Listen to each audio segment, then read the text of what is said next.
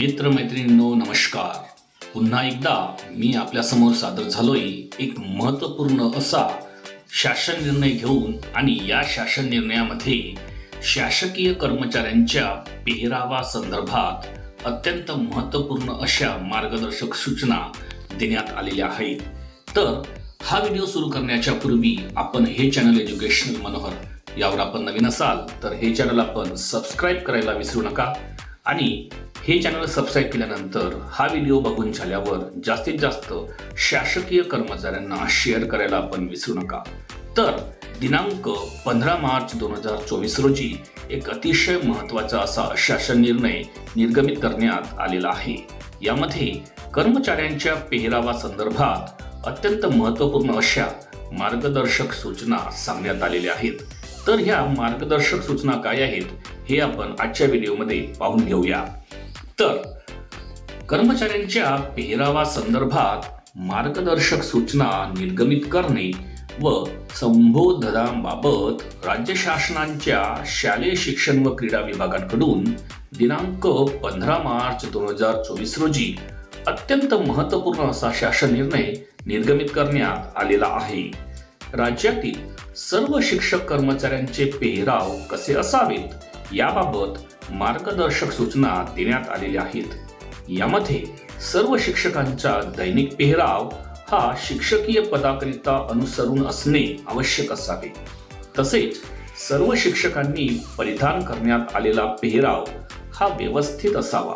जसे की सर्व महिला शिक्षकांनी साडी अथवा सलवार किंवा चुडीदार, दुपट्टा, कुर्ता अशा पद्धतीने पेहराव करण्याचे निर्देश देण्यात आलेले आहेत. तर पुरुष शिक्षकांनी शर्ट आणि ट्राउझर पॅन्ट शर्ट इन करून परिधान केलेले असावेत. गडद रंगाचे व चित्रविचित्र नक्षीकाम असणारे चित्रे असणारे पेहराव परिधान करण्यात येऊ नयेत. त्याचबरोबर शिक्षकांनी जीन्स तसेच टी शर्टचा वापर शाळांमध्ये करण्यात येऊ नये असेही सूचित करण्यात आलेले आहे.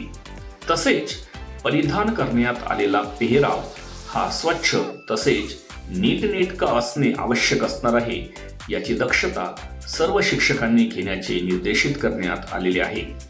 तसेच शाळेने सर्व शिक्षकांकरिता एकच ड्रेस कोड ठरवावा.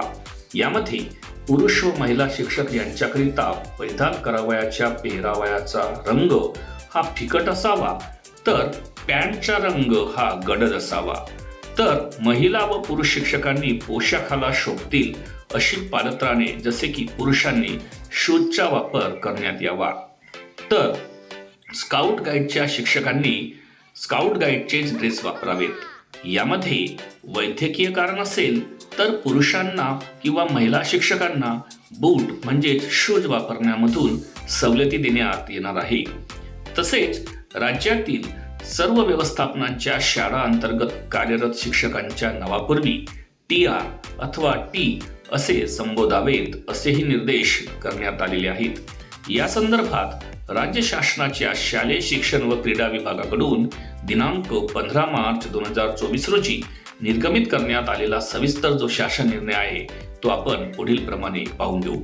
तर हा तो शासन निर्णय आहे ज्याचा विषय देण्यात आलेला आहे राज्यातील सर्व शिक्षक संवर्गासाठी पेहरावा संदर्भात मार्गदर्शक सूचना निर्गमित करणे व शिक्षकांच्या संबोधनाबाबत. हे परिपत्रक दिनांक 15 मार्च 2024 रोजी निर्गमित करण्यात आलेले आहे आणि वर सांगितलेल्या सर्व निर्दिष्ट गोष्टी यामध्ये नमूद करण्यात आलेल्या आहेत. शेवटी या परिपत्रकाला तुषार वसंत महाजन उपसचिव महाराष्ट्र शासन यांच्या सहीनिशी निर्गमित करण्यात आलेले आहेत. तर एकंदरीत आजच्या व्हिडिओमध्ये मी आपल्यासाठी किंवा शासकीय सेवेत असणाऱ्या कर्मचाऱ्यांसाठी म्हणजेच त्यातही शिक्षक कर्मचाऱ्यांसाठी पेहरावा संदर्भात ज्या मार्गदर्शक सूचना आलेल्या आहेत त्याबद्दलची एक सविस्तर माहिती घेऊन आलो होतो. त्यामुळे नक्कीच हा व्हिडिओ आपल्याला आवडला असेल अशी मी अपेक्षा करतो. व्हिडिओ आवडला तर त्याला एक लाईक आणि जास्तीत जास्त शेअर करायला आपण विसरू नका. आणि हे चॅनल एज्युकेशनल मनोहर यावर आपण नवीन असाल तर हे चॅनल आपण सबस्क्राईब करायलाही विसरू नका. अशाच पद्धतीचे शासकीय कर्मचाऱ्यांच्या बाबतीत असलेले माहितीपर व्हिडिओज आपल्याला बघायचे असतील तर त्यांची प्लेलिस्ट या व्हिडिओच्या डिस्क्रिप्शनमध्ये इन्फॉर्मेशन एज्युकेशनल मनोहर या नावाने देण्यात आलेली आहे. त्यावर जाऊन आपण आपल्या कामाचे इतरत्र व्हिडिओ पाहू घेऊ शकता. चला तर अशाच एका व्हिडिओमध्ये पुन्हा एकदा मी आपली भेट घेणार आहे. तोपर्यंत माझ्या सर्व शासकीय कर्मचारी बंधू भगिनींना माझा नमस्कार.